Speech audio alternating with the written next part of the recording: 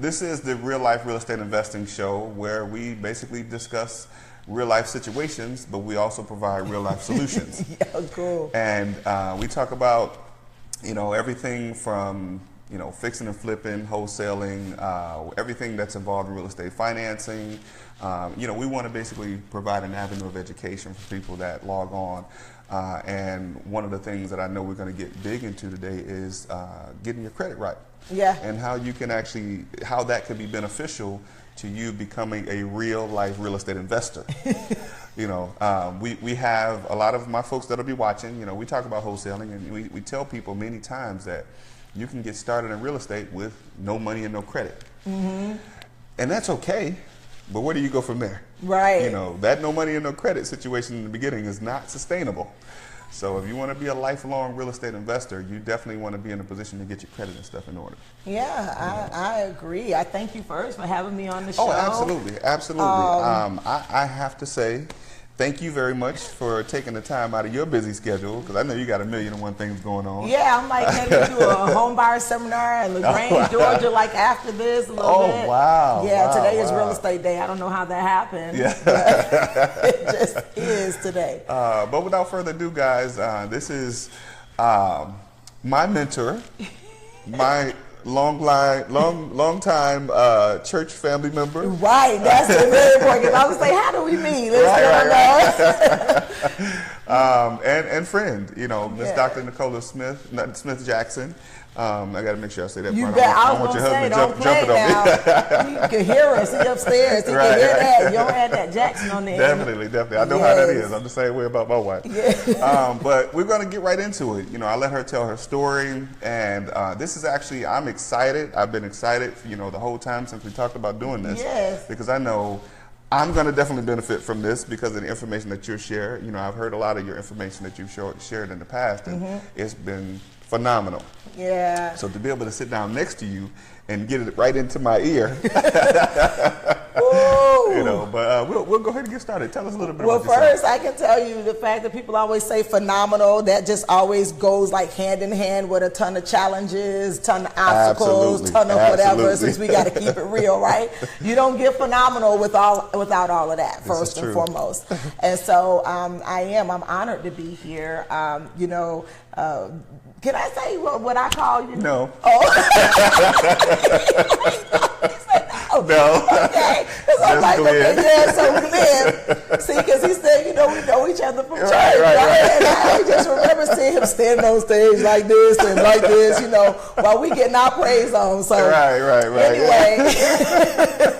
That will give me more responsibility. Right, exactly. So you must be cutting up on real life real estate investing. So we just gonna hop into it. Anybody who knows me, they know I love to laugh. Yes. I love to laugh. I'm gonna figure out something, no matter how bad it is, how to laugh about it. Oh, that's and that's what I have had to do. I would say all my life. Just a little bit about myself.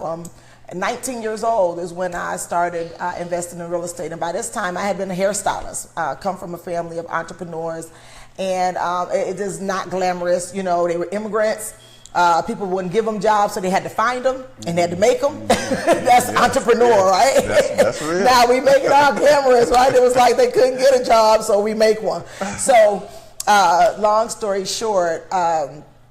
Coming from, my mom, I watched her. I always have to mention her in my story because I know without God and without my mom, I would not have ever seen the whole visions of working for myself and doing things for myself. And when roadblocks come or someone tells you no, how to still get it done, Right. And so my mom being a woman who raised 4 kids, by herself, and I watched her go through corporate America. It was extremely hard for us, even though she was working all those hours, and she went and got another job, and then she went to hair school. And so I ended up, being that shampoo girl, everything. I always tell people I can't leave that out because that's where I come from. This is true. And but my stepdad at the time, he was a licensed real estate salesperson. And I could remember that when I started, getting grown, I was like, I'm ready to move out, because I was making money with the hair thing, and I thought, I'm paying rent and whatever to my mom. So I could be in my own house and I don't have to follow rules. So this is how it started. And so I was like, well, I want to move out, into my own place. My mom was like, you can't move out until you have your own place. And I said, okay. She said, no, your own house. Your own house. Yeah, absolutely.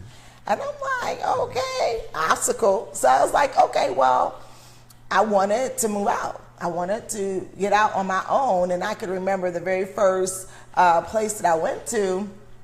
I wasn't old enough, 19. I didn't have credit. And but I did have money saved up. I had been working extremely hard, and I did have money saved up, and went to go and get a home. Tried to get a home loan, a mortgage first. I'm going to the bank. I was never scared, never scared.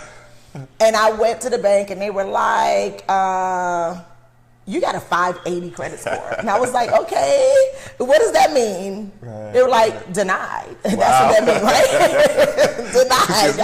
Denied. 19, my job was working at my mom's salon. And mind you, I'm trying to do this without her, so I can't go to her and get her to be like my referral or my job reference, right? So I got denied. And needless to say, I was able to still talk into, I never looked at 19, but I was able to talk this gentleman into what was called a lease purchase for a townhome, right? Okay. And so that was just like, I promise I'm going to get qualified one day. But how much do you need to get in, right? So I was able to put down more money and get into the property.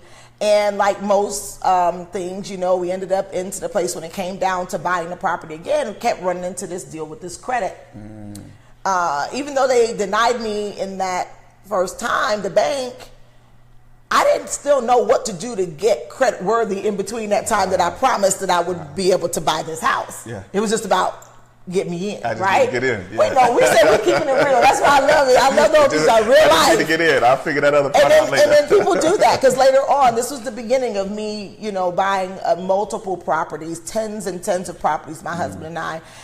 And that first deal was the lease purchase. And then I had moved on into South Florida. And by this time, I was like, okay, now I want to get into a real house, a house. This was a townhome, my first deal, and then I went into a house. And this time, I was able to get into what was called an assumable loan. Wow. No qualification, assumable loan. That was the last year they were doing that in South Florida, by the way. You're not telling anybody how old you are about this. I am, because some of these folks don't remember that. I don't care, because I'm 43. So I was starting to do this by 19, by 20. I did my assumable loan, and again, the credit, bam, in my face. The 580 didn't change much. It probably went to a 580 something. And they said, well, they didn't have the qualification, but we need 20% down. And this time, if you can't qualify by 1 year, then we can keep all that cash you gave me. Yes.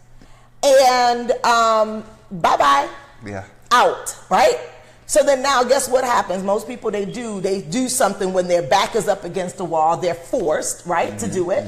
So this is where I began to understand the importance of credit. And I did get that credit score up to where I was able to qualify. And then I was able to get my own loan. They just changed the paperwork, but they told me I had to have, at this point, a 640 credit score. They let me in. But then now the change in the paperwork, that was the qualification. Like, it was non-qualifying to get into the agreement. But then, and by the way, after that, I heard they were doing assumable loans, but everybody had to qualify. I said, I don't know if I was the last one to do it. That happened to me a lot of times. Grace, favor. Yes, indeed. Grace and favor. But I could just remember being in that house that 1 year and me getting so comfortable and wondering what day would this, I got to get this together, because I could lose all of what I put in. So in essence, as we start in the story, when you don't have credit, you got to spend a lot of money. You deplete your liquid. Yeah. Yeah. They never gave me that money back. They didn't say once you qualify, you get your 20% back now. They didn't like you that much? No, you didn't get that back. So that was just in the house. The numbers still had to add up. Yeah, and that was that 20% I didn't have, and that was thousands and thousands of dollars. Wow. You know, so that's kind of my start on real estate. And after that, you know, I definitely understood the importance of credit. Was doing really good, and started buying multiple homes. Was able to know what that feel like to get qualified for anything. Walking in the banks, you know, going up into the 700s, and then something else happened later on. $50,000 tax lien after our first 7 figures that we earned. No instructions about money. So we got to go back. You said something. I want to make sure the people caught that. I want to make sure they don't miss that. You said after the first, how much you earned? Our first 7 figures, and that was like way later, and it wasn't in real estate. We'll talk about. Yeah, it wasn't in real estate. Real estate did give us a great start. But it wasn't where I earned my first 7 figures. Absolutely. No, it was not. And we'll talk about that. I'm sure we'll get in there absolutely. A little bit more. But I can tell you this: the credit deal is important because I know what it was to not have it, not even understand what it was, to getting it really good, and then how volatile it can be, where just something can happen and then put you back down. Like, so you got to, you know, I always say, stay humble. So you never have to be humble. Yeah, right. Right? You come up out of some issues real quick if you humble. Yeah, absolutely. Yeah. Absolutely. So what we talking about? That actually leads me into a point that I make, you know, and I also often have this conversation where, because you mentioned making 7 figures, and then you had another issue that came up after that. Yeah. And one of the things I want to make sure I emphasize and people understand is that, you know, many people say cash is king. Well, cash is king, I guess, in the regular world. But what I understand is credit is power. That's right. Especially in business. That's our tagline. You know? Yeah, absolutely. Yeah. Cash is king, but credit is power, and that way you can leverage several things across credit more than you could with cash. You said some words. Those are wealth words. That's my language. Yes, indeed. Where you talked about leverage. And most people don't understand that if you're not leveraging, then you're being leveraged. Being leveraged, yes indeed. Okay, and so much so that even with us in the basic things of banking, when you're not able to walk in and get or borrow, or what we call is OPM, other people's money. If you're not ever able to leverage other people's money, more than likely those people are leveraging your money. Right? Wow. It was such a crazy revelation to me on when I did have less than perfect credit, and then now I had the property, and then you go in and you still want to say, can I borrow my money? Like, can I borrow my equity? Right? So I already own it. Right. It was other people. I thought it was my money, and the revelation is that it is still other people's money, because that credit comes back again, and you can never avoid it, and it's affecting even what you're paying for your homeowner's insurance. What you're paying on your car insurance. People think is like it's not relevant. And so the other thing is that you want to stay liquid, like meaning if you have anything happen to you, you know, people have their emergency fund, but how many people want to have overflow, like more than your emergency fund? So if you have less than perfect credit, some people will never have an emergency fund. And then if you do, that probably is all you're going to have, because you're spending more money for a lot of things that you cannot avoid, even if you're not trying to get the credit card or that's the thing about it. People think, you know, consumer debt. No, you don't want to be inundated in consumer debt. I understand that very, very well. I had played that game too. I was running $50,000, $60,000 a month in credit card debt at one point in time. You know, you earn 7 figures, you start thinking that that's okay, until when we talk about this company that gave me the panoramic view of what my finances were looking like. And even though I didn't feel like I was vulnerable, I was extremely vulnerable to where if something happened, that was an issue, and I was able to get all those things under control. So I'm so passionate about talking about these things when it comes to like credit. Money goes together, and how much money you have left over after paying all your bills has so much to do with credit. So you can't get a lot of real estate. You said something else that I want to make sure they heard. Yeah. When you said you have a lot of money left over after paying your bills. Yeah. And one of the things that I want to make sure we chime in about is, a lot of times, often people don't have a lot of money left over after paying all their bills. And I want to get into the conversation of how you can help them get in a position where they're not counting on one stream of income. Absolutely. You know, so I'm going to give some acknowledgments to some people that are joining us. Oh, so, that's how you can see the people. Yeah. Oh, I was like, I cannot see. I need my specs on. I can't see it. Well, oh, that's how you see the people. Yeah.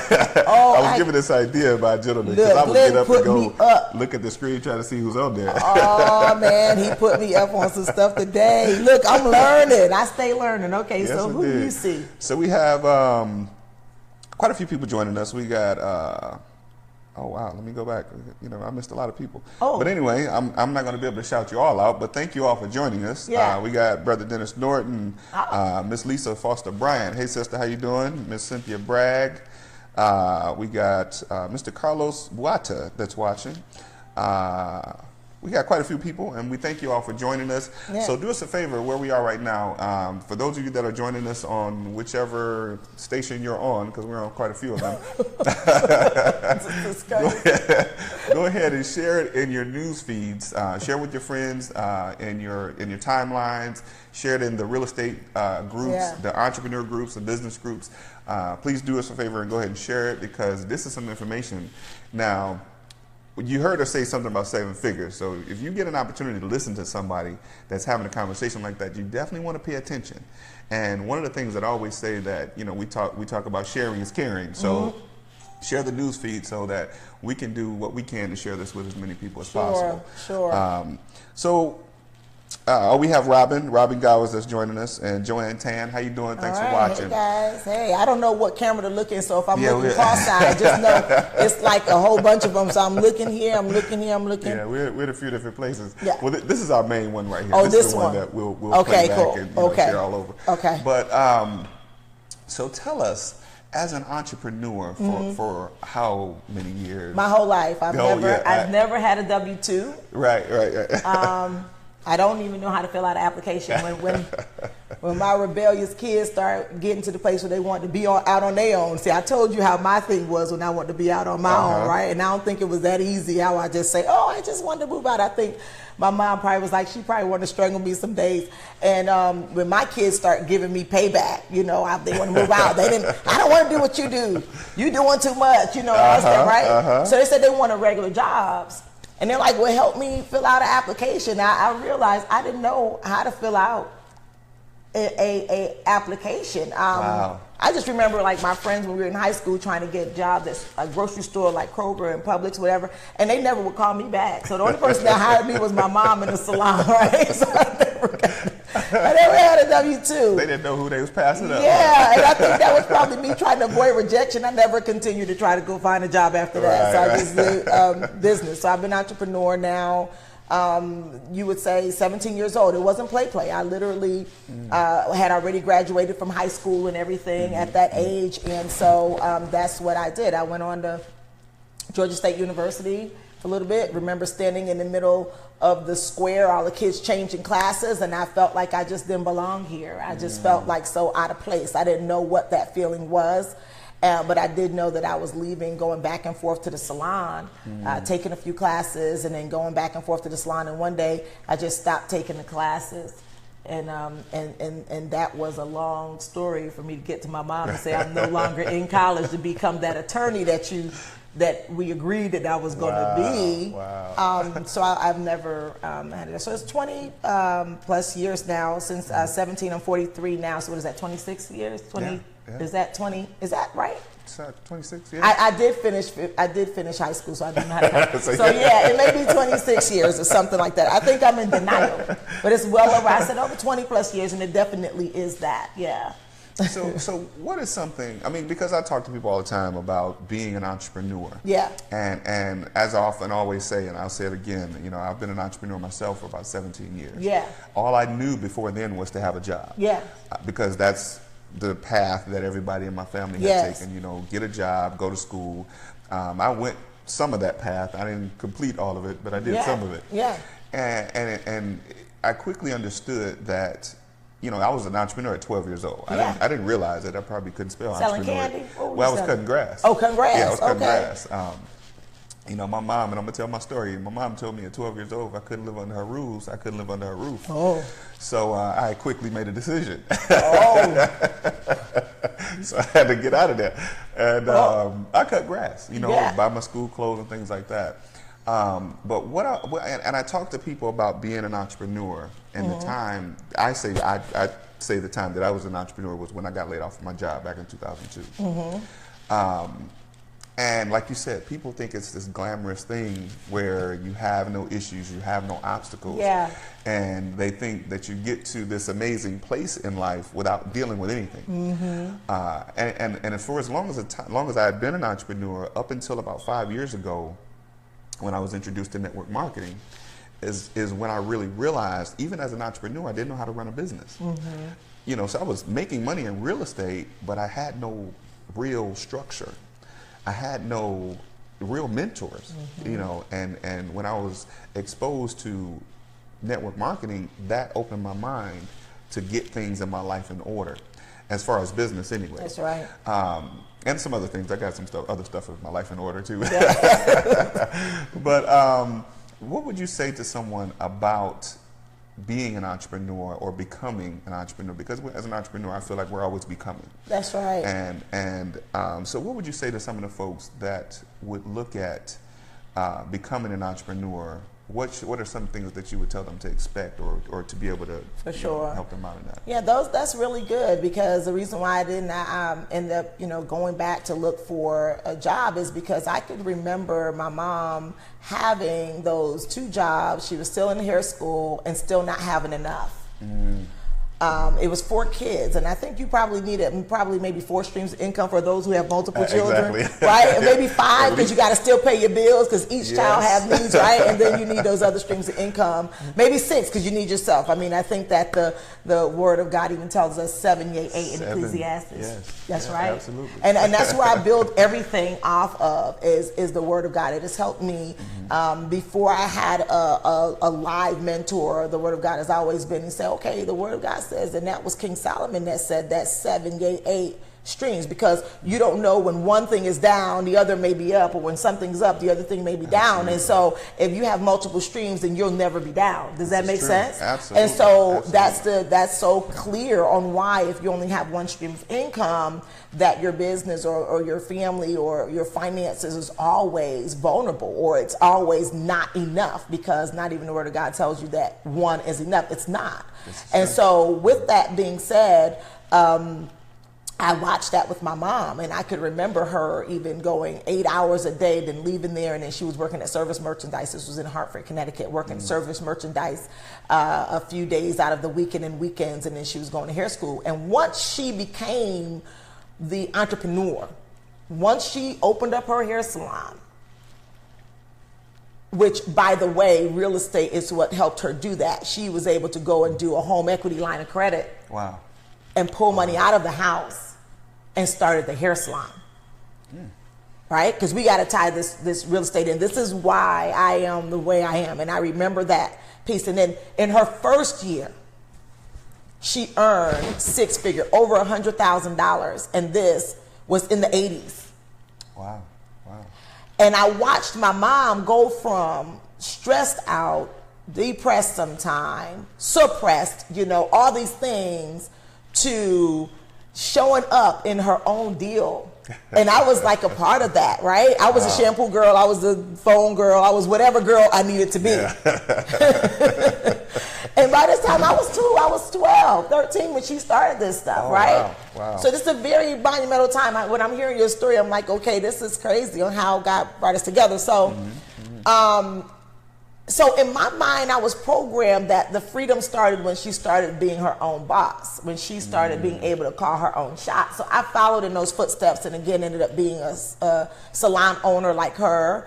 And by the time I was 20, I had a salon. By the time 22, like 3 salons I had opened. But then something else happened. I realized that I can only go as far as the stylist in my salon would allow me to go. I could only go as far as how many hours I could work. So I felt like if I wanted to make more money, I would work more hours. And then fast forward, after I had buried 3 children in this process. Started having children, buried 3 children, and my youngest before my last now son, he's 20 years old now. And this is what lines up. Remember, 20 plus years, and this is when things started really getting real for me. My son, 20 years old, who has cerebral palsy, never walked a day in his life. Don't feel sorry for him. He's the easiest child I've had. Well, actually, now he's trying to break loose. I mean, he's 20, now he's starting. Because he's like, he want to be on his own. Everybody gets this thing, he wants to be on his own. No, literally, he's talking about he wants to be on his own. Like, don't want to move, like, want to be on his own. But let's go ahead on to this next deal. I'm going to go on somewhere else. So then by the time he was 10 years old, we got pregnant with my son now, Caden. Caden is 9. He'll be 10 in a few months. And I realized that there's no way, because of course, obviously he needed a lot of attention. We did need to make more money, because that was a place where I didn't want to have to be at the mercy of what the government wanted to give me for him when he needed a new wheelchair, or we needed a ramp, or we needed what have you. It's always that thing. Something in your life right now is pushing you or giving you the indication that you need to be pushed to do more than what you're doing.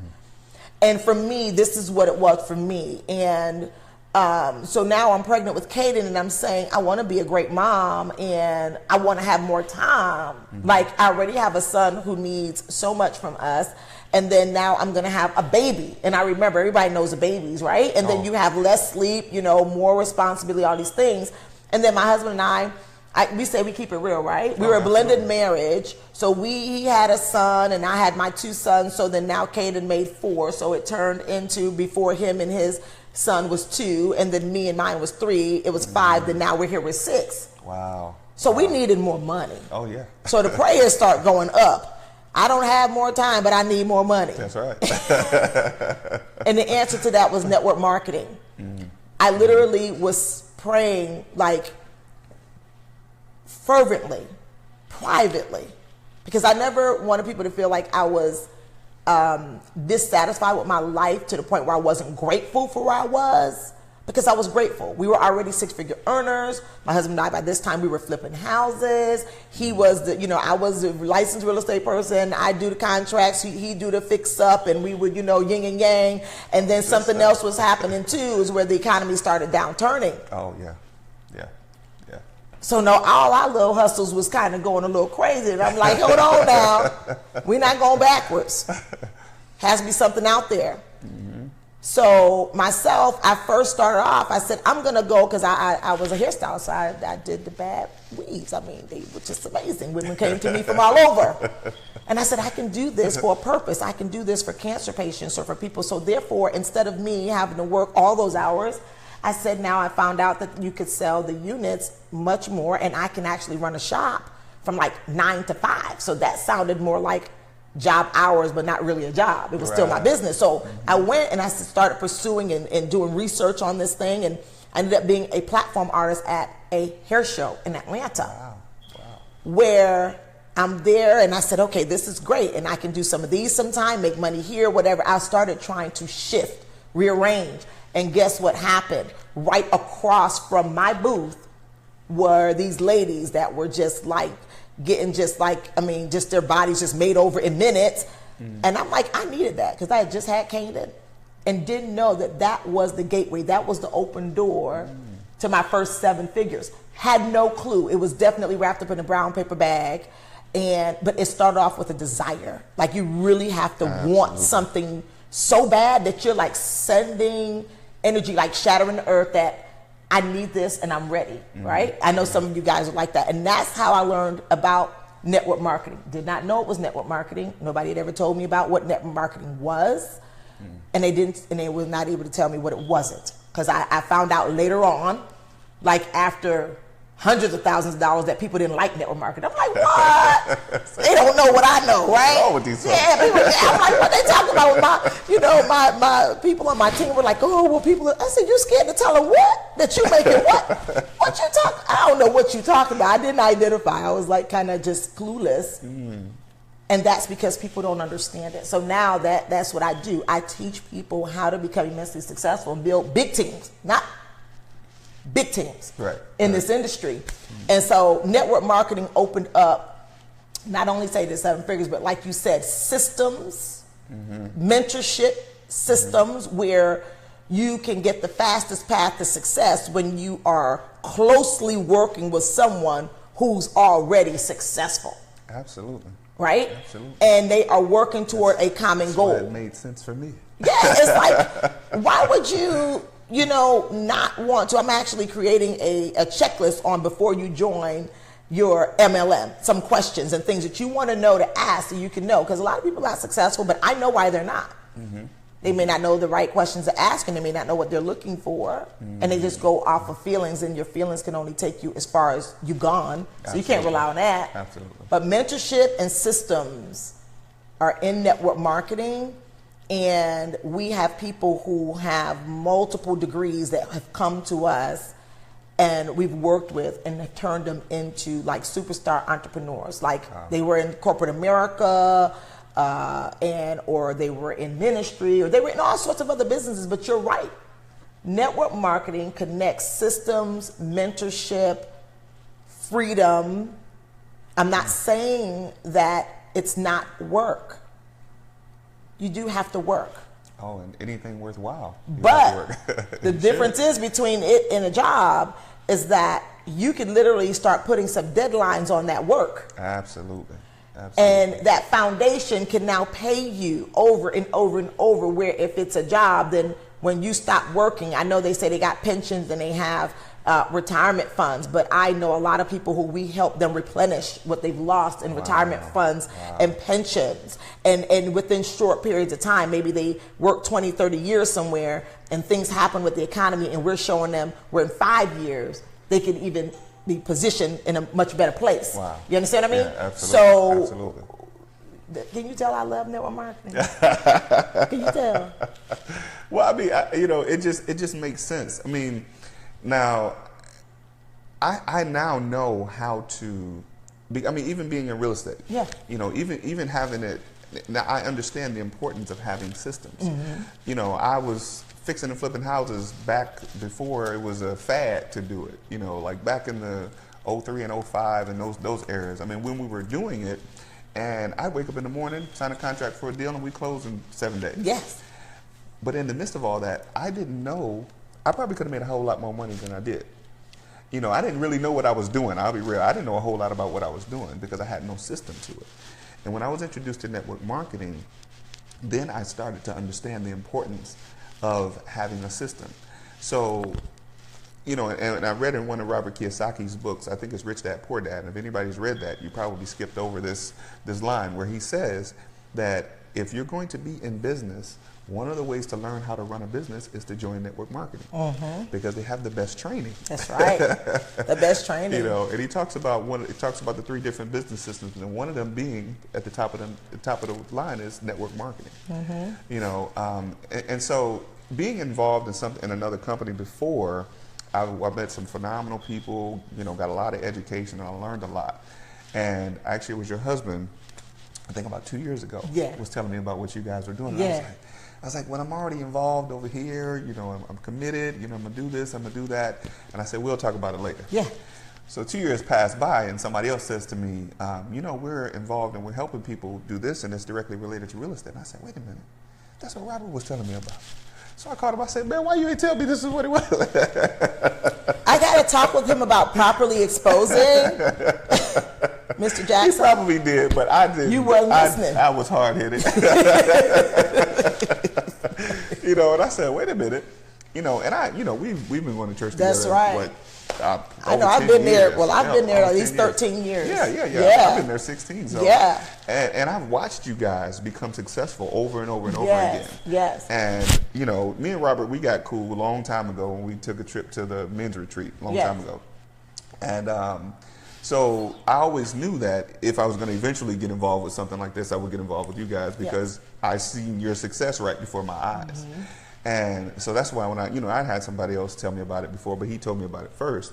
And so when I heard about it again, I said, wait, let me call Robert and find out what's going on. Was this thing, and what am I missing? Yeah. And you know, that's when I decided. I'm like, you know, it just makes sense for me to get involved with somebody like you said that's already successful, that's already doing it, somebody that's already doing what I want to do or get to where I want to get. You know, even though I'm doing okay in real estate, I'm doing well in real estate. I'll say a little well in real estate. Well in real estate. But that even doing well doesn't mean that you can't do better. Absolutely. You know, like I'm doing well, but I don't have this type of house yet. Like I told my wife, we're moving in. I mean, we're bringing our house with us. We're gonna put our house in their basement. We got a decent sized house, but we're gonna put ours in their basement. But it just makes sense what you do and how it relates to what I do. It's 1 and 1, and it makes does. 2. It does, and we could just help so many other industries become successful. Like even with us, with our training, we don't just train, oh, you just talk to every and anyone.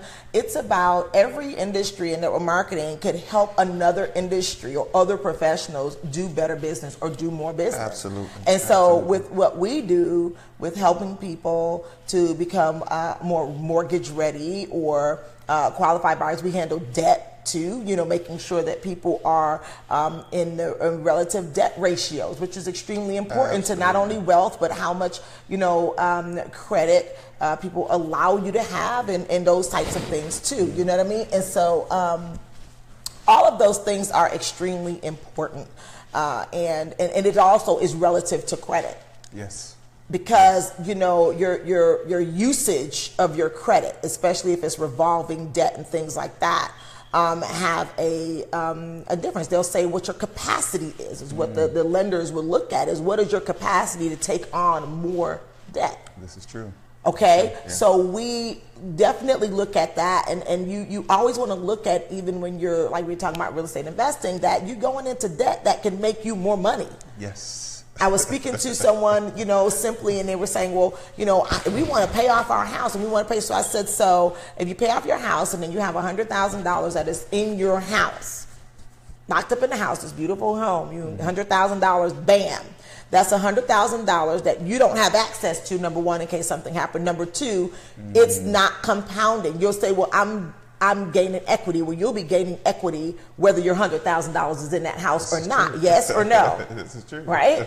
And then so they'll say, well, I don't like to use credit cards because, you know, it affects my debt. Well, if I use credit cards to do business, so if I'm using my credit card so that, let's say, for instance, the credit card, your rate should be extremely low, you know, credit will help you to do that, because the lower your credit score, the more interest you pay for money, whether it is credit cards or loans for homes, loans for cars, what have you. So let's think about it. Most people do have maybe a credit card, a house, a car.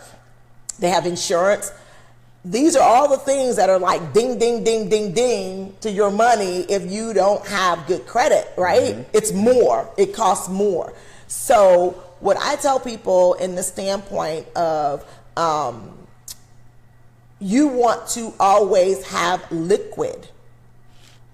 So you have to have better credit so you can use other people's money at the lowest possible rate and still get what you have to get done. So if you're going to pick up debt that will help you make more money, that would supersede the interest that you're paying for that money. That makes sense. You borrow. Does that make sense? Absolutely. So you want to leverage that, and then you still hold on the other side. You still have your cash.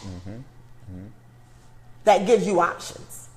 Yes. So now you understanding why credit is powerful, right? That's right. Yeah, we said power like it's stagnant. We want to say powerful, like in action, like it's powerful, like you need it so you can leverage. So I saw one of my leaders post something where he said something like an 800 credit score is better than $100,000 buying power. And then someone in there said, that's bad messaging for wealth. You're supposed to tell them to be totally debt free. And I said, so if they're totally debt free, let's think about it for a moment in downturn of the economy. We're talking real estate, right? Yes. So I had all, like, let's say if I had a property and all of my money was in that property, and then the property value tanked. Right? So I had a $300,000 home, but no money in the bank, and no money where interest was working for me. Wow. right? Meaning that I can get paid interest on top of my money. See, most people, they talk like that because they're experiencing interest in the negative way, where they're paying it out, not it being paid to them. So now $300,000 into this home, all my cash locked up into this home, right? The home, the market went down. Now, if we wanted it better, would it have not gone down? Absolutely. But did it go down? Yes, it did. But my $300,000 cash is in this home, and the market went down, and now they're telling me my home is worth $150,000. Woo. So I'm still looking for my $150,000. Poof, gone. Mm-hmm. No one to answer for it. Can't get it, right? Until now, I got to wait on the market to pick back up. Mm-hmm. Are you guys understanding? You have your $300,000 paid off home that's worth $150,000, but then in the bank, do you think that they're going to give you that $150 when you said, wait, when I bought that house, it was worth $300,000? They're not going to care. OPM, but at the lowest rate. Absolutely. Credit gives you that power. Does that make sense? Absolutely. So we talking about buying real estate. You want to buy no matter what, any other people's money at the lowest rate. We can keep it simple. Mm-hmm. And credit is what's going to give you that gateway and managing your debt. But if you got more cash, you can manage your debt better. That's right. Most people not managing debt when they don't have cash flow. They don't have liquid. Keep going around, right? You're saying some major stuff. And you know, and you touched on something that reminds me, even in real estate, those of us that do real estate. Now, you know, I know quite a few guys. I do fixing and flipping. Yes. You know, I do wholesaling. And we make quite a bit of cash doing that. Mm-hmm. But then there are some people that don't, they do that because they do the fixing and flipping and the wholesaling because, for lack of a better way of saying it, it's glamorous. Okay. But a lot of people aren't really educated on the buy and hold aspect of it. And, and I get to that point of it because that's the only part of where you get to residual. Exactly. And that's the part that I really want to make sure people understand the difference in, because we're talking residual, mm-hmm. we're talking leverage, mm-hmm. you know, and these are the wealth words that you're talking about. Mm-hmm. When you're just fixing and flipping and you're just buying or you're doing wholesaling, you probably build up a lot of cash, but you don't build up any sustainable, you know, passive residual income. You're right. You know, and guess what? When you talked about buy and hold, here we go, another form of OPM, other people's money. Because now you're renting this property, and even though it's being paid off, someone else is paying it off for you. That's right. The renter. That's right. You understand what I mean? It's still OPM. Absolutely. So, you know, for those who would be like, oh, well, what about rental, baby? I didn't have to go to school for this. The school was the real life. We said we in real life real estate investing, right? I'm not talking about what I heard. I'm talking about what I know. I'm talking about what I have been doing and for many years. Mm-hmm. To where so much so that I was writing those contracts, and then later on I went and got licensed in real estate just so that I can have more control over my contracts. Mm-hmm. Because it's one thing about whatever you do, you want to really learn really what to do. I was finding myself having to correct a lot of realtors on contracts for me. Mm-hmm. And then they were still getting paid. So I went and got licensed for that purpose, so that Robert and I could do better contracts and guess what you say, systematically make more money out of every transaction that we did. That's true. But that's one of the big reasons why we need residual, because they were transactions. Sometimes we would do a cash out and get 30,000, 20,000, whatever, 50,000. And then because of no residual, the bills are residual. They're coming every single month. So then you got that 50,000, you know, we were young, we were like, hey, and then that 50,000 go, we like, okay, wait, hold on, like, whose fault is this? Your fault, is your fault, is your fault? Right. And I said, no, we got to have some residual. That's right. And so as we're speaking right now, mm-hmm. we're in a company together, and the best of all the worlds, we're helping people in real estate close more transactions, triple their income, but then also we're helping them to position themselves to have residual, you know, have a clear retirement plan. You know, I can't tell you how many real estate professionals and investors, because the money looks so good right now, that nothing is really in place for later. That's right. And I realized that I wasn't going to be able to flip those curling irons too long. I realized that I didn't want to keep flipping houses forever. Yeah, absolutely. I realized that I needed to be able to finally enjoy, because when we talk about 20 plus years, it's 20 plus years. It doesn't matter when your 20 plus years started. That's right. So you do start looking at retirement. And I said, I started early. I want to finish early, but I want to finish rich. That's right. Is that okay? Absolutely. I want to finish rich. And they were like, girl, you just too extra. I said, exactly, that's what I want, extra. Extra. Extra money, extra room, extra. I want all extra. I'm okay with people saying she extra. Right. Because that extra is how I'm able to make sure I'm able to sow into things I love. The kingdom, my kids, my family, if they need, other people's families, if needed. I can be of service. I can help. Extra. Wow. That's what that do. Right. So, extra. You want overflow, don't you? You want overflow. Well, I'm trying to figure out who wouldn't. Our church teach overflow. Oh, we gonna get overflow, right? We teach overflow. And I'm like, yeah, I want that. I grew up in that church saying overflow. And we hold our Bible, we do this declaration, and I start saying, how many of these people holding this Bible, this declaration is what they're living? How much longer are we going to keep declaring? That's right. And not living and not experiencing, not manifesting? This is true. I say the same thing, and I'm gonna say this while I'm What about they to say saying? this. I can't see. I I got a your couple. screen. We got a couple of our church folks watching. Oh, they are. So thanks for joining us. But I say the same thing. Hey, Sorrel, how you doing? She said thanks for sharing. We have Luther Payton. Hey, what's up, Luke? Hey. We got a few other folks that just chimed in. But one of the things I want to touch on that you said, and it was one of the things that kind of was on my mind some years ago. We want to talk about our church for just a second. Yeah.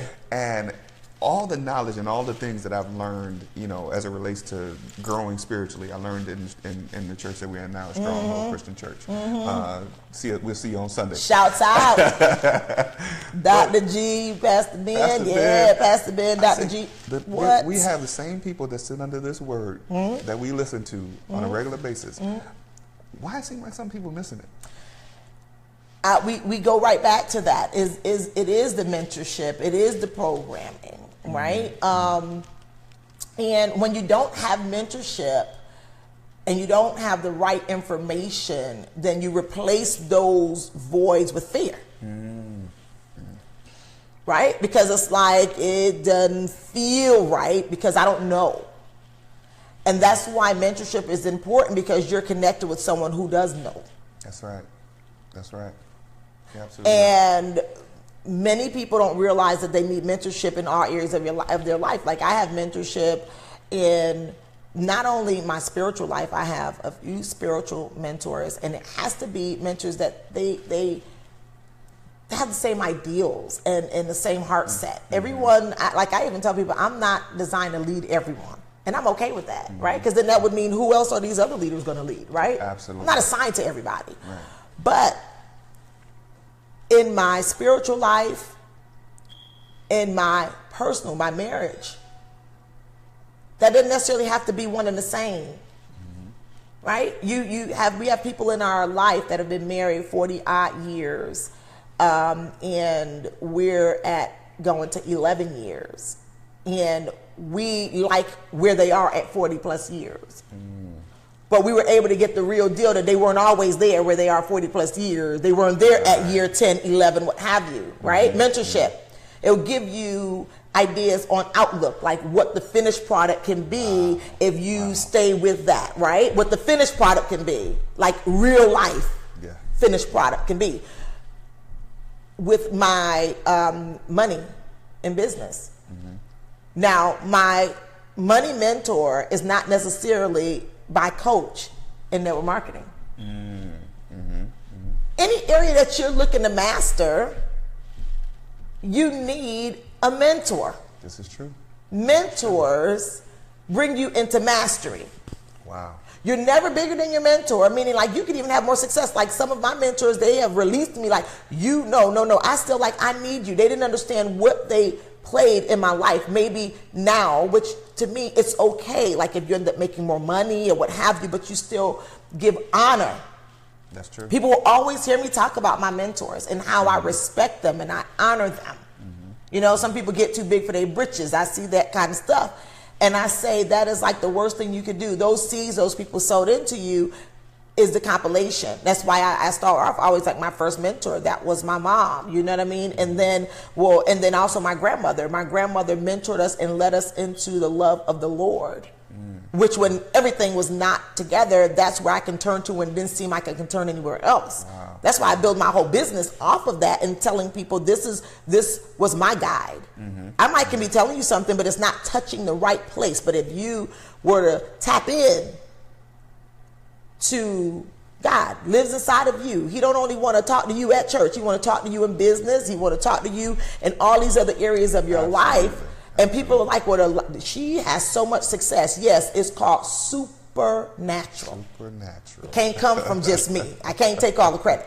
But mentorship will move you into mastery. So if you're trying to do network marketing, real estate, all these things without a mentor, and you figure, I don't need no help. I see some people because they want to get all the glory. They want to be able to say, I did that without mentorship, and I be looking like, fool.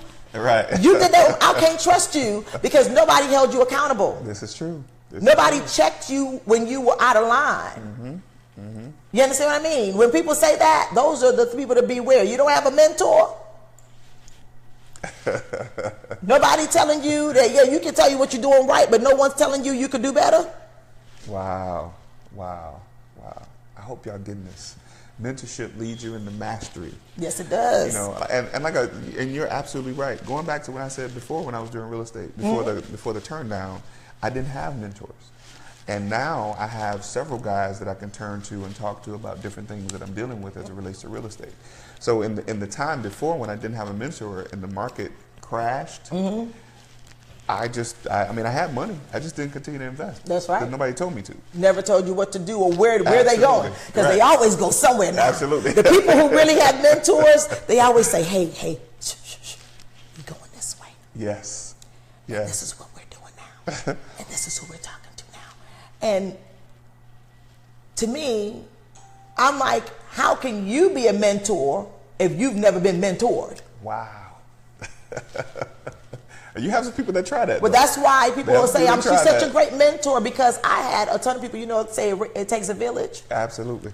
And I took that effect in me wanting to be whole, because I didn't want to be, like, I know all about business, but I don't know nothing about being a mama. I don't know anything about being a wife, or I don't know about how to even be a friend. Some people need a mentor to show them how to be a friend. Gee, how to even be a friend? You can't even stay loyal as a friend. Wow. Because you had nobody checking you that if you were doing something against a friend, where they could give you a different paradigm thought of how you were thinking or how you were processing. Wow. Somebody to give you another angle on what you thought you heard or saw or whatever. You need even sometimes mentors to show you how to even be a friend. And that's something that's deep right there. That was Holy Spirit right there. That's right. That's real stuff, though. You're absolutely right. You're absolutely right. You need some people to hold you accountable, and like you said, accountable. And if there is no accountability, then there's no telling what we're capable of. But I'm like, listen, we went an hour already. Yeah, we almost. I got to get down the road in the grave. You playing? I almost called you, but you said you didn't want me to call you. Okay. I know. I want you to invite me back, so I'm gonna behave. Oh no, you're gonna come back. You come back. We'll have to do a part 2 to this. This is some great stuff. I want to give folks an opportunity to chime in and ask some questions. Sure. But I mean, if you're getting, I'm getting some. I'm sitting here. If it's good, drop a 1. That's what I learned. I learned from one of my online marketers. They said, if you like it, what you hear, and drop a 1. Yeah, Tell them drop a 1. Drop a 1. If you like what you hear, put a 1. Yeah, they say drop a 1. That's what they say, right? Drop a 1 down there. You like it, drop a 1 or whatever. They tell you even put some emojis. Just put something nice. Put something in we there. said we kingdom now. Put the right stuff. If you like what you hear, go ahead and put a 1. Put an emoji. Put something there that let us know that you like what you're hearing. But we want to take some questions. Thanks, guys. You guys are supposed to putting ones in. They put in the hearts too. Appreciate They know it. I Put the love hearts hearts. in They know I love my friends. Know I love the hearts. Yes. Thanks for the love, guys. We certainly we appreciate love that. Thanks you guys for watching. So we're going to take some questions, Okay.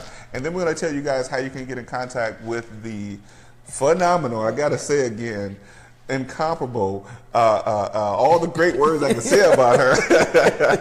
How you can get in contact with her and how you can connect with her to learn how to be successful like she is, because I'm definitely connected to her and I ain't going nowhere. I'm so grateful. I mean, like we're grateful when people decide to partner with us. We don't think that because you have success, we're grateful that you chose to partner with us, and you had an opportunity to watch us for a while. We at church and everything like that, and that's why you got to behave everywhere you go. That's right. That's right. Make sure you do the right thing. Acting up with the usher and all that kind of stuff. But now y'all know I don't know where that come from. I love to laugh. I'm gonna make a joke out of everything. I saw somebody giving the usher a hard time this past Sunday. Oh yeah, they do. I say, come on now, you know what I mean? I want to tap him on the shoulder, but. No, just joking. Well, doing what I do in church, sometimes we have to make sure we get them in order. They do give the ushers a hard time. Lord, are you one of them acting up in church? So what's the question? Did we get any questions? We got a couple questions. But I will say, you said make sure you do right wherever you go. But success leaves clues, guys, and I want to make sure you guys understand that. So we got a few people that put some ones in. Thank you all for doing that. We have a question from Sorrel. Right. That she says, what tips would you give when seeking a mentor? She definitely needs one herself. Okay. Call Nicola. That's my tip. I would say, that's a very, very good question. And your mentorship is going to come all around your desires. You're going to really say, you got to get clear on what you really want. And people are like, well, I don't really know what I want. Because you know what? People are not used to getting what they want. So they try not to think about that. So one of the exercises that I help people to help them find out what they really want is to identify what are some things, even in priority, that they would want changed. So like if you say, I'm tired of not having more than enough, then you're pretty much saying, I want to have more than enough. Right. You just flip that, right? Absolutely. And then if you're saying, well, I wish that I could be more comfortable speaking in front of people, right? I don't like the fact that I'm shy, or I'm so shy. I wish I could do that. Well, that means that you need someone that can help you. So whatever it is that you're saying you want to master, you're looking for someone that you say, okay, they do that pretty well. But the other thing is that you want to say, well, would I want that life? Because there were mentors that I could have accepted to say, okay, well, by the way, majority of my mentors invited me to be a mentee.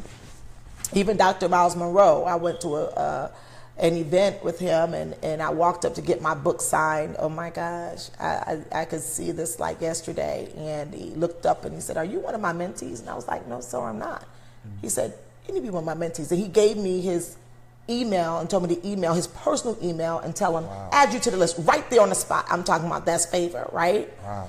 And even my mentor, with money, who took me all the way over to Asia to learn about business, the same thing. She's like, don't you want to learn business? I mean, this is came from, and I'm going to tell you where it came from. That earnest prayer that I was telling you, that strong intent prayer. These were the things that I wanted. And the people start showing up. Just like I might be here, Glenn might be who is supposed to be your mentor. Not just because I'm here. Glenn might be the person that needs to be your mentor because he created a space, right? Sometimes the mentor is not always only the person that have everything. It may be the person who led you. Wow. Because that's leadership. That's right. Right? And so what you need to do is get clear on what you want first, and then now you pursue it. And that would even be in making sure that you're ready to invest in yourself. Not only money, but time. People waste mentors' time. Wow. You're not really ready to say you want a commitment. Mentorship is commitment on both sides. This is true. Right? They start thinking that the mentor is going to chase you. Dr. Monroe taught us that. He said, the mentor shouldn't chase the mentee. People think like even joining network marketing, they upline supposed to chase them down to give them what they got. I'm going to chase you down and show you how I earned and worked for my 7 figures. There's no upline. I'm going to run you down and show you that. No, you got to show up. Wow. You almost raised my hand. Okay. You preaching now. Be committed. And trust me. Yes, indeed. Yes, indeed. Sometimes the mentor would recognize you. This is true. Wow. But in that, this is the thing that I learned also about that. Mm-hmm. And you said something about Dr. Miles Monroe saying putting you on the list right now. Mm-hmm. But you were ready. You were ready. And the word says, be ye always ready. That's right. And a lot of times people don't have an expectation, or they don't have it in their heart or whatever it is to be ready for when the mentor comes. You know, and I think that's what a lot of times people miss. They say they want somebody to teach them and they want somebody to mentor them. And while they might be chosen, they have to prepare themselves for the possibility of that happening. It's true. And it's not always a live mentor either. Like, I can remember books can mentor you. I can remember reading so many of Tony Robbins' books. And later on, I was so engulfed in his books, and I remember later on figuring out that same mentor who took me over to Southeast Pacific Asia was his mentor. When I met her, didn't know that. And then I always said, I'm going to meet him. I'm going to meet him. So I had that opportunity to actually meet him. And we were down in the front. And the same thing about, they taught us even to stand out. So the same thing, we're there in the front or whatever. And when I did meet him, he said, I saw you. And I was able to tell him, hey, we're coming from the same, group, our money and you, what have you come. He's like, what? Tell DC to call me. That's my mentor. That was his mentor. And you know what I mean? And I'm like, are you serious? Like, it was thousands of people. And he's like, it's all you. And I said, well, whoa, this is like off the chain. And you're so right that when you really, really want something, what people are not realizing is that we are powerful. We are so powerful, especially when you acknowledge God, that he will now have you attract what you need. And it's not all the time. It's not all the time. The same way how when I met Dr. Monroe, it was because I showed up to one of his events. The same way of how when I met DC Cordova, it was because I was a speaker at an event in Dallas and I showed up. So you're definitely not going to find the right mentor only sitting on the couch. You got to go out. Cast your net deep. You got to go like to that next level. And trust me, things will work itself out. It will. Things will work itself out. I assure you, there's been so many times where it felt like I had no one. But you always have someone, always. And if I don't leave you anything else with that, then that mentor will lead you to the mentor. And you'll know in your heart, like, this is it. Yes. This is who I need to connect with. That's great stuff. That's great stuff. She says, thank you. Phenomenal, again, phenomenal. We have... I'm going to call her Deacon Veronica. Oh, you wrong for that. Hey, Deacon Veronica. Oh, you wrong. We're going to tell you about that joke at church. Right. Deacon Veronica says she's enjoying this. Thank you very much. Yes, thank you very much. Do we have any other questions? We have one other person that says, what is the best course of action for a person trying to reestablish credit? Okay, the very first course of action is to get professional help. This is true. Save yourself time, energy, and money. We're here. You're going to be able to connect with, Glenn here as well. If you came in through our page, myself, it doesn't matter. I want you guys to know that when I found out I had that $50,000 tax lien on my credit report, and by the way, I was paying my taxes. I always like to clear that up. And we're talking about real estate. With that bill, they had even started garnishing one of my rents from one of my properties, because we had rental properties in Atlanta Housing Authority, pay it directly into our account. And then IRS said, nope, that's ours, right? You owe us. And because of that $50,000 tax lien, that test is what led me to get help. I asked one of my pastor friends who they ended up with some issues with their credit because they had a daycare center attached to their church that went bad, and it affected their credit. And that's why, you know, we help a lot of people in the body of Christ in leadership position themselves better. And so what I did was she connected me. I asked for help, number one. That's the first thing you do, is ask for the help and admit you need the help. That's true. And if you admit you need the help, you want the best help. So that means professional help. That means not your same experience that got you in the trouble that you in. What? That ain't good enough. Do it yourself might work for Home Depot, but it don't work for everything. I was about to say that. I was right? about to say, some people believe they can do it themselves. Do it yourself don't work for everything in every situation. And then, because I find that many a times when you get the professional help, the money you thought you would save, you wouldn't save. You spend more, going straight to the court. The other thing you want to do is, once you're in the process of getting the professional help, they'll give you the assessment. That's what's going to happen. That's we'll assess where you are in issues. We're going to dispute all those negative items at one time. We're a 501c3 division where we can do it, not like those other credit companies, credit repair companies. Companies can only do 2 to 5 items. They can dispute 2 to 5 items at a time. It elongates the process. Wow. So we're going to dispute all the negative items. This accelerates your results, number one. Number two, the other thing is that you're going to do, while we're working on the credit, pay the bills on time now. Whatever you do, because yes, going to help you to get stable so you can start stably moving up. If you're not paying the bills on time, even if we get negative items removed and you start working on that and you go late again, now you're going to fluctuate. So you want to pay on time. The other thing is to follow the instructions of the professional. I know there's people out there that their doctor might even tell them to do something, they still do something different. And what happened? How does that serve you? Same thing. Follow the instructions and get involved in your own success. I know people are like, well, they don't want to do it themselves, but they want you to do everything for you. No, be involved. So now you can be in the know. Now you can have, you know, an up level in financial literacy. Now you can understand what type of decisions you should make now so you never go back in that same situation again. You know, it's so important that you get involved with your own financial health. Because after all, it's your inheritance for your children's children, right?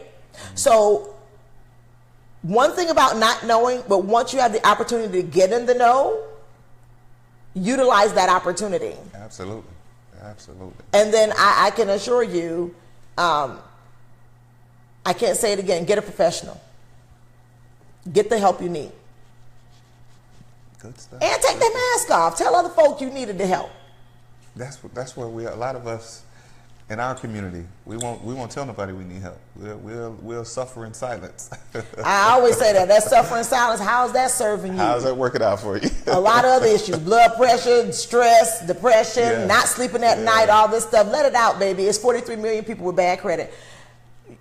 I can assure you, you standing next to somebody, or you sitting next to somebody, or somebody live in your house, somebody in the next cubicle, they one of them 43 million.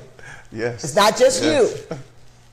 I'll be transparent. I mean, you know, I went through, and me and my wife got our credit excellent. Yeah. And you know, I flip houses, so I had to use my credit cards to, you know, pay for material to fix up the house and stuff like that. So that brought my score down again. Yeah. You know, but as I began to pay them off, you know, it went back up. But I'm still going through that process. That's right. You know, so another reason why I got involved with you guys is because instead of me just going through and doing it by myself, I'm getting professional help. Yeah. You know, and accelerating the process. Accelerate. You know? What else could you be doing with your time? You already said you don't have a lot of time. You working, you're doing all this stuff. On Saturday, that's what you're going to be doing, like knee deep in your paperwork that you don't even know what you're reading. I mean, there are like 16 plus different styles of even credit reporting. So even when you are getting the reports, you know, one of the things our company do is that they can translate that into a very simple report for you, because most people don't even know what they're reading, and they don't even know how to leverage the law, the Fair Credit Reporting Act or the Fair Debt Collection Act. These are things that our company does for a very nominal price, and they already have the information. Let them do it, right? That's what we always say, especially in real estate. Let the professionals do what the professionals do. Let the professionals do. I tried painting a house one time, and I ended up paying double the price that I would have paid if I'd let somebody else do it. Listen, after a certain amount of time, you want the professionals to do everything. I've been trying to. Now, this time was my first week of having a caterer cook for the week for us because I knew I was going to be extremely busy, and school is back in, and I always want to make sure my family is having good food and everything. And then the other person that did it was my mom had cooked a whole bunch of food on Sunday. So I went over there and I packed up food. So I told Robert, I did public announcement. I will not be doing much cooking this week. Right? I put the sign up, right? And so, but I start thinking and I said, wow, I got to get permission from him on this one right here. Like, how often can I do this? Like, can I have somebody cook you something real good and then let the professional do it? And he said, oh, those greens had a good taste to it. I was like, yeah, thumbs up, right? I was like, good, and not to mention, I love the cooks. I would never give all that over. But when you start thinking about when you need help, get a pro. That's right. Just simple. And maximize your time doing something should be doing. Exactly. You know what I mean? Exactly. Like partnering with somebody that can show you how to make some more money. Everything you need, get a pro. You need your car clean. You can do something else with your time, unless that's what you do. Absolutely. Get a pro. We had one other thing Deacon Veronica says, and I have said it again. She says she's working with an attorney to help get her out of a timeshare. She said the debt is on her credit report. Is there anything else that she can do? Yes, you can get started with the process, Deacon Veronica, because Robert and I had a timeshare together. He was the primary and I was the co-signer. Blue-green, I remember. I don't think we're supposed to call him. Anyway, it was my time. It was on my credit. I ain't come. So anyway, yeah, it was. They put it on your credit. And however it is, because there's laws that they have to go through before they even put something on your credit report. That's one of the biggest myths is that, and everything that they report on your credit must be 100% accurate, which most of the time it's not. The date of an open and close of the account, how your name was spelled exactly when you opened it, the exact amount that you owe. All these things must be 100% accurate. And so the company, the same thing, $50,000 tax lien removed, but also Robert, I don't know what happened. He talking about his auto pay or something happened, whatever, right? Yeah, it was on my credit too. Oh, wow. That was one of the things. It was a 30-day late, and we got it deleted. They got it deleted off of my credit report, the same company. So I was like, well, he did go late for real. But I was like, I did. You know how you want to just. Yeah. I was grateful because the law, whatever it was, they didn't do something properly. So I would say it's definitely worth a try. I have seen, people get updated to reflect paid as agreed, and that's exactly what happened with us. And so I would just say get started. Get the real consultation. Like, this is a great place to chat, but I would say, give a call and get started. Okay. And that's what we're going to. How can folks get in contact with you? But I want to say one thing before we say that. Yeah.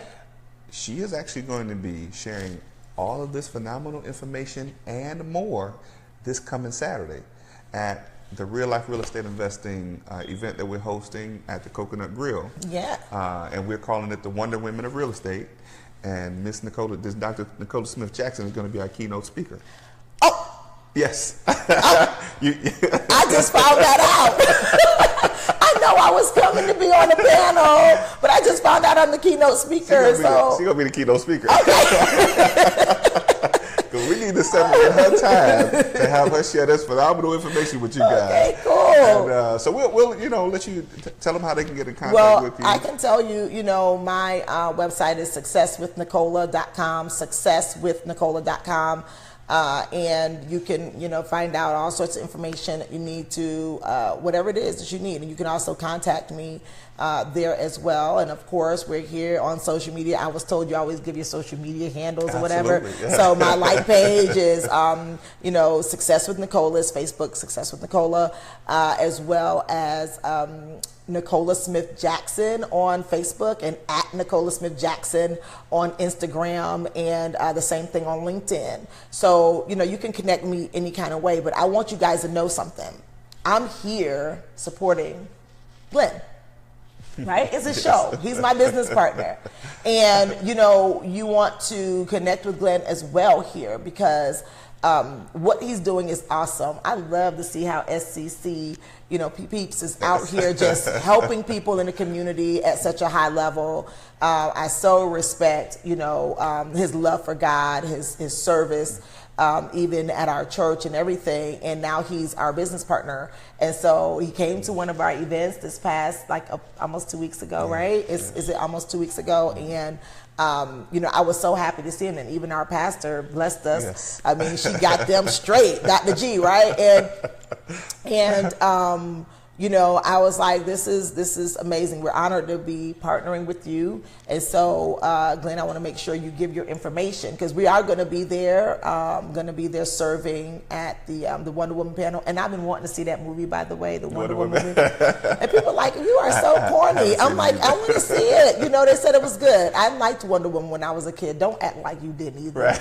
Come on now. Yeah, people watched her. Wonder Woman. Yeah, everybody like that.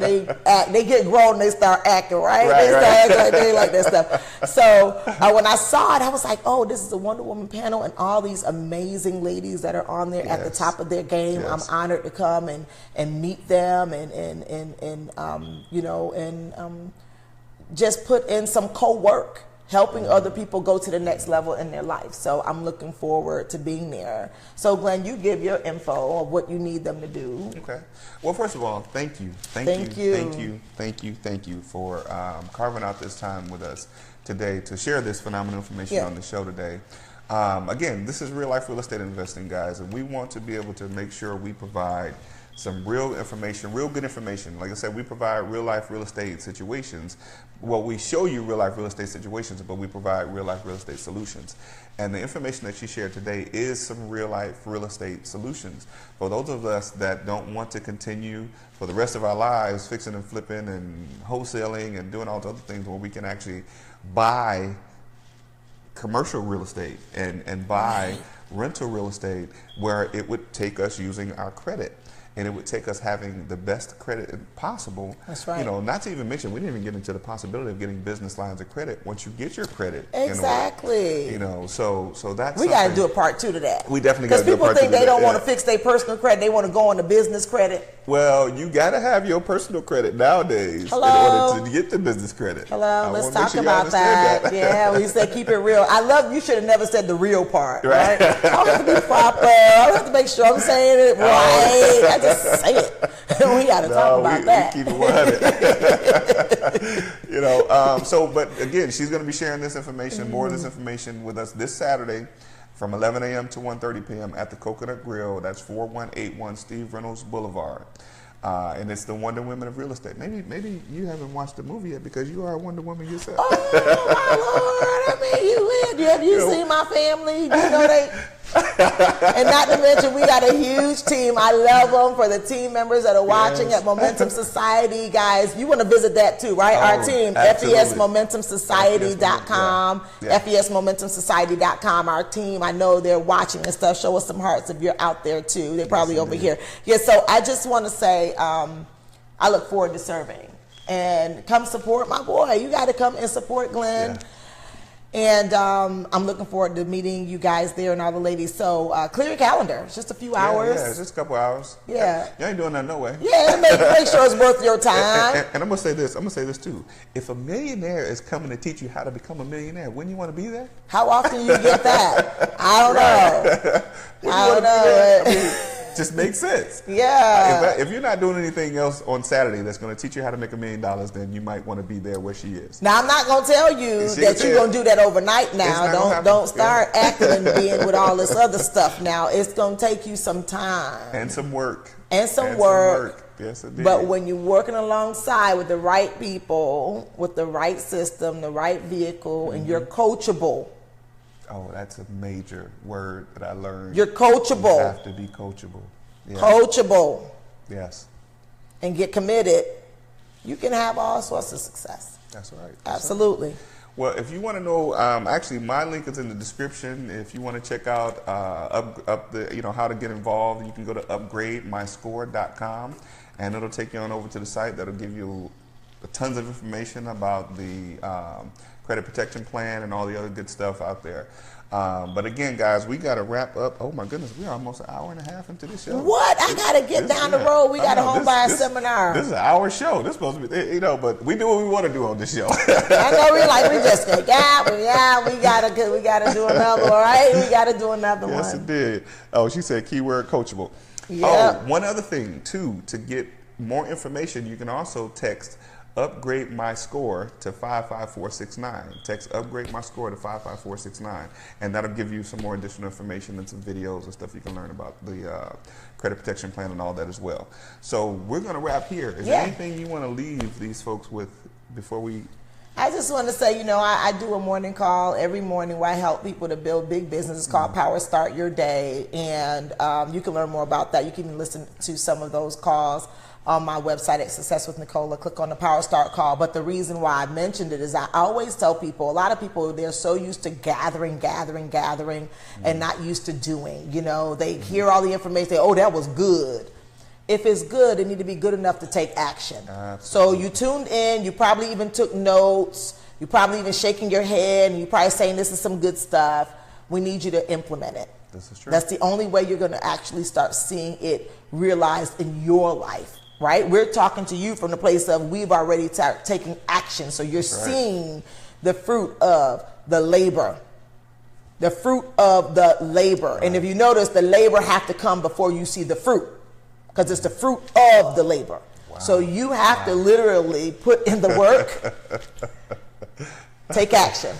You know, I heard a saying, I don't believe it with this. Somebody said, you got to stop spending too much time checking the root and spend more time picking the fruit. That's what I'm talking about. I like that. And we always do say that. We say recruit till you get the best fruit. That's right? Right, you got to right. keep going, right? You got to keep going. We got to keep going. I love it. We can do this all day long. Right? But I got to get to an event. We're going to let you go. So guys, again, thanks for watching. Those of you that tuned in, share this with your news feeds.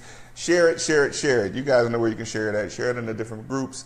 And you know how to reach us. Either one of us, you need to get in contact with us. We're going to wrap it here. Thank you for watching. Thank you for the support. And we'll see you real soon. Yeah, I'm at every camera. I know.